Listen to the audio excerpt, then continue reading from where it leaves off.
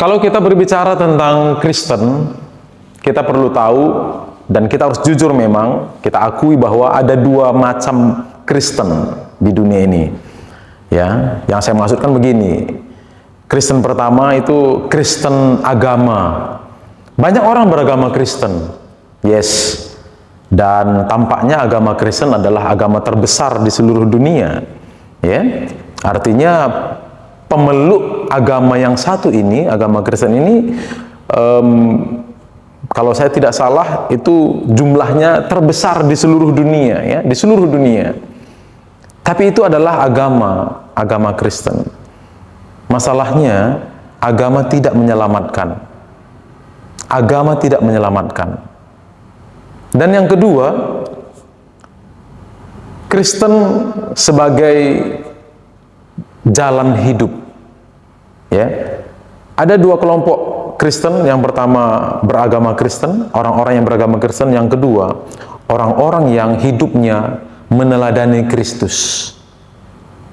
Dan inilah Kristen yang sejati, inilah Kristen yang sebenarnya. Tidak sekedar beragama Kristen, tapi hidupnya sungguh-sungguh meneladani Kristus. Hidupnya imitatio Christo, artinya meniru Kristus. Meniru dan meneladani kehidupan yang diperagakan oleh Tuhan Yesus Kristus. Itulah Kristen yang sejati. Dan seharusnya kita menjadi Kristen seperti itu. Bukan sekedar berkalung salib, memegang Alkitab, pergi ke gereja, merayakan perayaan-perayaan Kristen, ya, perayaan-perayaan gereja, namun hidup keseharian kita tidak mencerminkan kehidupan Kristus yang sesungguhnya. Ya. Kristen mana engkau? Teman-teman saudara, engkau Kristen yang pertama atau Kristen yang kedua?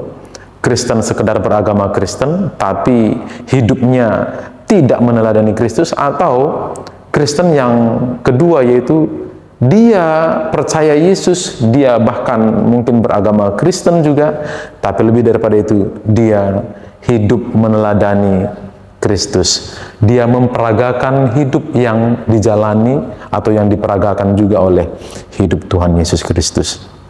Apa itu? Filosofi Tuhan Yesus apa? Makananku ialah melakukan kehendak Bapa dan menyelesaikan pekerjaannya.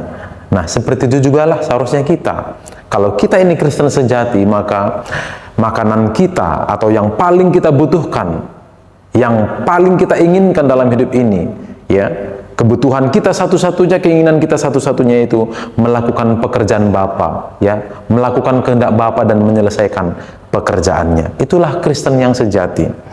Kristen sejati bukan sekedar beragama, tapi dia melakukan kehendak Bapa. Dia meneladani atau mempraktikkan hidup seperti yang diperagakan oleh Tuhan Yesus. Jadilah Kristen sejati, bukan sekedar beragama Kristen. Ya, Tuhan memberkati. Shalom.